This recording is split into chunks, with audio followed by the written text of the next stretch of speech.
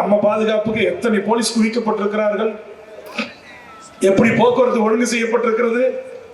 ஒரே ஒரு எஸ்ஐ எனக்கு பாதுகாப்புக்கு ஒரு வண்டியில வராரு, ஒரே ஆளு. ஆனால் இன்றைக்கு திருச்சிக்கு ஒரு சினிமா நடிகர் வந்து இறங்கினார். என் தொண்டர்களும் இங்க அமர்ந்திருக்கிறார்கள். கொஞ்சம் பேர் ஒருத்தங்க ரெண்டு பேரும் எழுந்து போறாங்க, திரும்பி உட்காந்துடுறாங்க. இங்க எங்கேயாச்சும் நாங்க மரத்துல ஏறணுமா, இங்க எங்கேயாச்சும் அப்பாவி பொதுமக்கள் வீட்டு மேல ஏறி கூரையில குதிச்சோமா, அவன் கஷ்டப்பட்டு கட்டிருக்கிற ஓட்டு வீடுல ஏறி குதிச்சு ஓட்ட உடைச்சோமா, கடைகளை சூறையாடணுமா? சென்னை விமான நிலையம் இன்றைக்கு சூறையாடப்பட்டிருக்கிறது. அத்தனை தட்டிகளையும் தாண்டி ஏறி குதிக்கிறான் ஒரு அரசியல் படுத்தப்படாத ஒரு பெரும் கூட்டம். இன்றைக்கு திருச்சி மாநகரத்தில் வெளிநாட்டுக்கு உழைக்க போன தொழிலாளிகள் பல பேர் வெளிநாட்டு விமானங்களை விட்டு விட்டான்.